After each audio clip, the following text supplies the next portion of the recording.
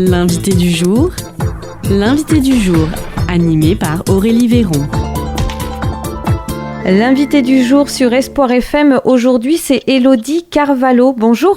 Bonjour. Alors, vous êtes la présidente d'une association plutôt récente qui s'appelle Handi Phoenix. On vous a rencontré lors des 20 ans de la MDPH de Lot-et-Garonne, la maison départementale des personnes handicapées, et on tenait absolument à partager votre témoignage, votre histoire auprès des auditeurs et aussi à leur faire connaître cette association. Alors, on commence, Élodie Carvalho. Quelle est votre histoire? Par où on commence pour la raconter? Alors, pour aller rapidement, donc moi j'ai 47 ans et je suis une personne à mobilité réduite depuis, on va dire, 11 ans. Quand j'ai eu 36 ans, on m'a décelé une tumeur qui appuie sur la moelle épinière au niveau cervical et au niveau de la nuque.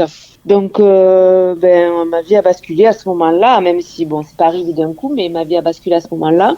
Donc, pour aller rapidement, après une longue période de tristesse et de colère, je me suis reprise et je me suis dit que j'allais être le créateur de mon bonheur et de ma nouvelle vie qui était complètement différente de celle d'avant où j'étais très sportive, dynamique, travailleuse, active et toujours en mouvement. Bon, finalement, ça a continué, mais les mouvements sont plus lents. Voilà, donc à partir de, on va dire, 2018-2019, j'ai commencé la première activité qui a été la plus marquante, ça a été le handi-ski. J'ai commencé par ça, puis après ça a été une longue série d'activités adaptées, de sport adapté. Donc Joëlette, j'ai fait du l'ULM, le projet c'est la montgolfière pour cet été. Je suis équipée d'un quadrix et donc on fait des randonnées avec mon chien en nature. Voilà, je danse avec un déambulateur, mais comme le ridicule ne tue pas, ça me fait plaisir de danser. Expliquez à nos auditeurs, c'est quoi un quadrix? Un quadrix, c'est un fauteuil tout-terrain qui ressemble davantage à un quad qu'à un fauteuil roulant, mais il est tout-terrain, donc il est volumineux comme un quad, mais il est électrique comme un fauteuil roulant. Donc c'est un véhicule qui va pas très vite, à 4 km/h, mais il me permet d'évoluer en milieu rural avec en toute sécurité, parce qu'il est très bas, il est très très adapté, il est super confortable. Donc mon chien est ravi de courir à côté de moi dans les vignes, dans les champs ou parfois sur la plage quand le sable est assez dur parce que ça peut aussi s'enliser. D'accord. Donc votre chien aussi, il fait partie de votre nouvelle vie. C'est un handi-chien, c'est ça? Oui, c'est un handi-chien qui a été dressé pour m'aider au quotidien et qui me permet de me faciliter quelques tâches, notamment ramasser des objets qui tombent, pousser des portes, aboyer si je tombe pour donner l'alerte et plein d'autres activités, mais c'est les 3 principales. Voilà. D'accord, très bien.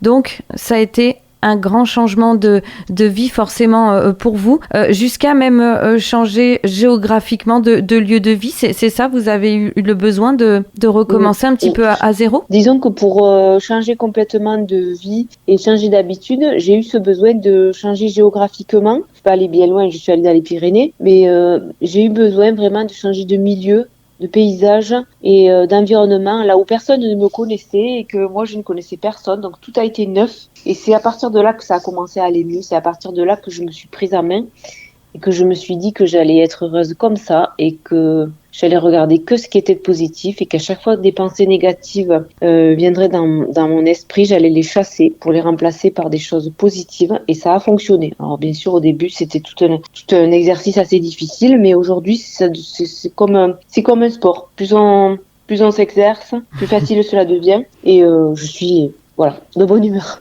régulièrement, pas tout le temps mais souvent. Qu'est-ce qui a été l'étincelle dans votre état d'esprit pour penser ça?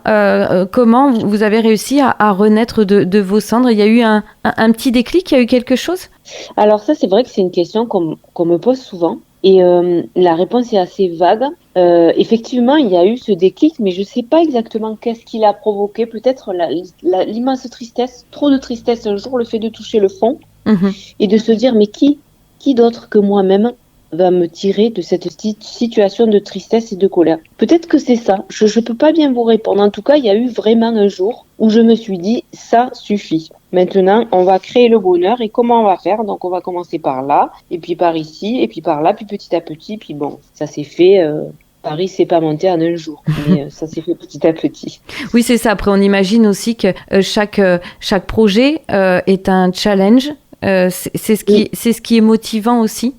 Alors, effectivement, dans le handicap, et d'ailleurs, c'est grâce à ça qu'on s'est réunis avec Cédric, mon collègue et ami, qui lui aussi est une personne en situation de handicap et qui a un parcours assez extraordinaire, en tout cas moi à mes yeux. Et on s'est réunis parce qu'on avait la même vision du handicap, qui est que oui, au quotidien, je suis très embêtée, ma vie est très ralentie, il y a des choses, juste prendre une douche ou préparer un repas, c'est beaucoup plus long pour moi que pour quelqu'un d'autre. Mais par contre, il y a quelque chose en même temps que ces difficultés sont arrivées en lien avec le handicap. Il y a des choses formidables qui sont arrivées en même temps et qu'au début, je n'ai pas vu et qu'il m'a fallu plusieurs années pour identifier. C'est-à-dire que oui, mes activités sont plus compliquées, plus difficiles à gérer, plus difficiles à organiser et nécessitent de l'entraide, de l'aide de mon entourage familial ou personnel. Mais par contre, toutes mes activités sont plus fortes. Alors moi, je ne sais pas expliquer pourquoi. Je sais juste constater que tout ce que j'entreprends est plus fort. Mais peut-être tout simplement parce que c'est plus difficile et plus compliqué à mettre en place, et que le fait de espérer, voilà, par exemple, j'ai un projet de partir en vacances à l'étranger, d'y aller en voiture, donc ça fait beaucoup d'heures de conduite. Je me dis qu'il faut que je sollicite de l'aide, que je peux pas y aller toute seule, qu'une fois là-bas, il me faut de l'aide pour pouvoir décharger le quadrix, m'installer, prendre mes marques dans la maison de location, patati patata. Toutes ces choses-là, en fait, font que le jour J, quand ça va arriver, ça fait tellement longtemps que je le prévois, que je me demande à l'aide autour de moi, mais que même s'il pleut, qu'il y a des orages, même s'il y a des conditions pas terribles, mais ça sera formidable. Oui, moi, je crois que ça vient de là. Mais là, j'ai pas de certitude. C'est mon avis.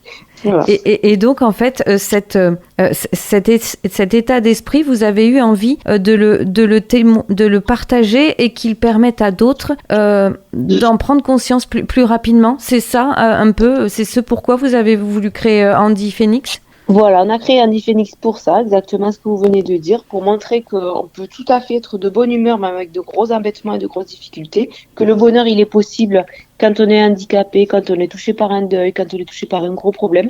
Alors, ça vient pas tout seul, ça vient pas tout de suite, parfois c'est long, parfois on a besoin d'aide.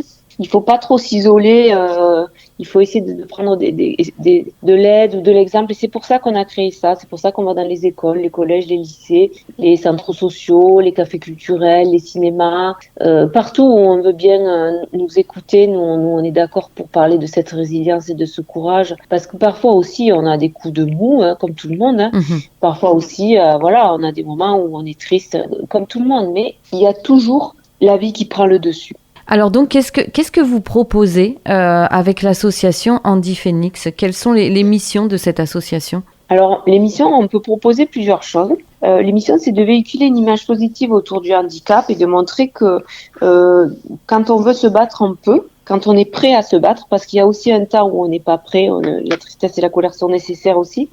Mais le jour où on est prêt, le jour où on veut, il existe des personnes, on en fait partie, je crois, qui peuvent aider, qui peuvent soutenir. Et nous, on essaye de communiquer le positif. On essaye de voir que le positif. Voilà.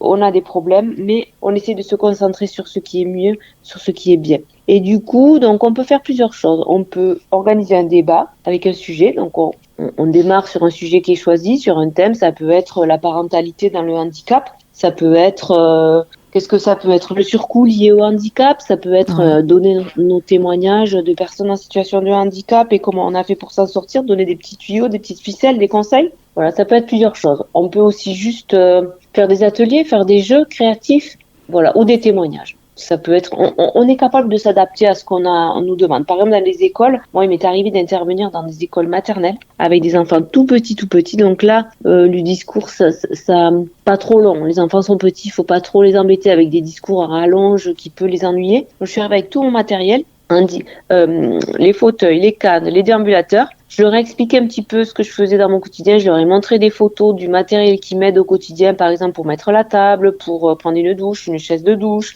du matériel spécifique aux personnes à mobilité réduite, mais pas trop longtemps. Une fois que j'ai eu parlé, je les ai laissés s'amuser avec les fauteuils, avec les cannes. C'était extraordinaire. Les enfants riaient, jouaient, et c'était vraiment, je pense, un bon souvenir pour eux comme pour moi. Oui, c'est ça aussi. Après, c'est changer le regard, Handy Phoenix, par rapport aux valides aussi.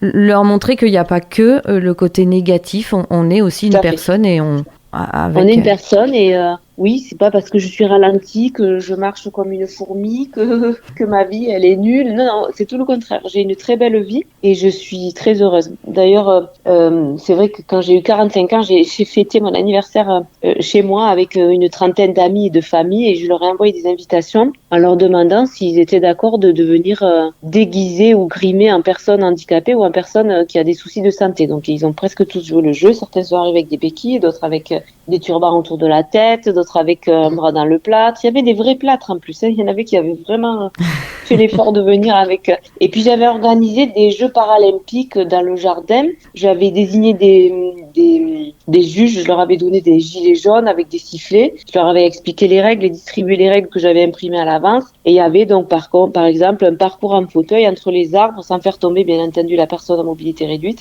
avec les encouragements du public. Donc c'était une fête extraordinaire. Ce jour-là, il y avait une dizaine d'enfants, ils se souviennent de ça, comme si c'était vraiment magique d'être une personne handicapée. Vraiment, encore aujourd'hui, quand je vois ces enfants qui ont grandi, puisque maintenant j'ai 47 ans, c'était il y a 2 ans, ils s'en souviennent, mais quand est-ce qu'on refait les Jeux paralympiques? C'était super de monter dans le fauteuil, de faire semblant d'être aveugle avec un tissu sur les yeux. Vous voyez, on peut tout faire en fait. Il n'y a rien qui est interdit, on peut s'amuser avec des choses graves. On peut faire ça. Il suffit d'en avoir l'idée de vouloir le faire. Donc voilà, donc ce sont les objectifs de l'association Andy Phoenix que vous présidez. Si les auditeurs qui nous écoutent souhaitent contacter l'association, vous rencontrer, comment ça se passe ? Alors, ils peuvent le faire, les auditeurs, par 2 biais. Donc, on a un compte sur Facebook, donc c'est le compte Andy Phoenix. Et aussi, moi, j'ai un compte qui est plus personnel où je partage plus des expériences personnelles ou de l'association un petit peu aussi, mais les deux. Et donc, ce compte sur Instagram s'appelle Joie, Force et Handicap. Eh bien, très bien, on note. Voilà. L'association Andy Phoenix, elle est basée où ? Alors, elle est basée à mon domicile, près de Tournon-d'Agenais, dans un petit village qui s'appelle Tézac. D'accord. Et après, les personnes peuvent nous laisser des messages sur les 2 réseaux. Ou s'ils n'ont pas Internet, on peut aussi diffuser notre numéro de téléphone. C'est pas gênant. On répond aussi aux messages. D'accord, eh bien parfait. Eh bien, en tout cas, merci beaucoup Élodie Carvalho de ce magnifique témoignage. On espère que ça va inspirer nos auditeurs. Et puis, donc je le rappelle, vous êtes la présidente de l'association Andy Phoenix. Oui. Très belle journée à vous et puis au plaisir de vous retrouver sur les ondes d'Espoir FM. Merci. Merci beaucoup, au plaisir. Au revoir. C'était l'invité du jour, animé par Aurélie Véron.